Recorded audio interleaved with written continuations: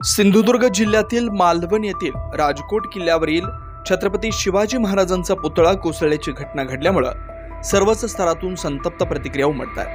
त्यातच शिवसेना उभाटा गटाकडून या राजकोट पुतळ्याप्रकरणी कोल्हापुरात निदर्शने करण्यात आली। कोल्हापूरच्या मध्यवर्ती छत्रपती शिवाजी महाराज चौकात हे निषेध आंदोलन करण्यात आले। पंतप्रधान नरेंद्र मोदींच्या हस्ते उद्घाटन केल्यानंतर काही महिन्यातच पुतळ्याबाबत घडलेल्या या घटनेबाबत तीव्र शब्दात निषेध व्यक्त करण्यात आला। यावेळी चौकात असणाऱ्या छत्रपती शिवाजी महाराजांच्या पुतळ्याजवळील राजमुद्रेच्या प्रतिमेला दुग्धाभिषेक करण्यात आला। तर महायुती सरकारच्या कार्यकाळात घडणाऱ्या विविध घटनांच्या विरोधात जोरदार घोषणाबाजी करण्यात आली। यावेळी शिवसेना ठाकरे गटाचे नेते संजय पवार यांच्यासह जिल्ह्यातील इतर नेते आणि कार्यकर्ते उपस्थित होते।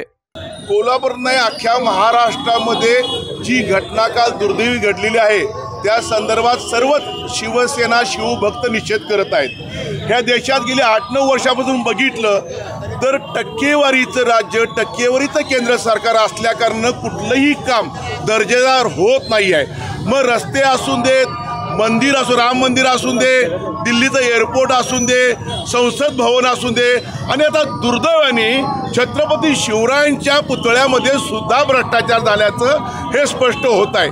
8 महिन्यापूर्वी पुतळा उभा करतायत, देशाचे पंतप्रधान येत आहेत, राज्याचे प्रमुख लोक जिथं असतायत आणि माझा ठेकेदार, माझी टक्केवारी, माझं कमिशन ह्यात राज्य सरकार, केंद्र सरकार अडकल्या कारणानं दर्जेदार कामं मिळत नाहीत। दुर्दैव आहे, ज्या राज्यानं 350 वर्षापूर्वी गड किल्ले बांधले तिथं अजून कुठे धक्का लागत नाही आहे। आणि म्हणे वाऱ्याने हा किल्ला पुतळा पडला, जो पुतळा पडला नाही तर महाराष्ट्राच्या वेदना दुखवलेल्या आहेत। शिवभक्त नाराज झालेले आहेत, संतापाची लाट पसरलेली आहे। ज्यांनी हे कृत्य केलेलं आहे, जो कोण ठेकेदार असेल तर माझं मत असेल त्याला काळ्या यादीत टाकून कुठेही देशभरात त्याला 10 रुपयाचं सुद्धा काम मिळता कामा नाही अशी तरतूद करून त्या गुन्हा दाखल झाला पाहिजे। ह्या भ्रष्टाचाराची चौकशी झाली पाहिजे। तुम्ही छत्रपती महाराजांना पण सोडायला तयार नाहीत, शिवाजी महाराज सोडायला तयार नाहीत, निवडणुका तोंडावर आहेत म्हणून घाई गडबडीने हे केलं काम आणि त्याचं पाप ह्या सरकारने केलेलं आहे। याबद्दल त्यांना कुणीही माफ करायचं, त्याचा धिक्कार आम्ही करतोय, धिक्कार करतोय आम्ही त्यांचा।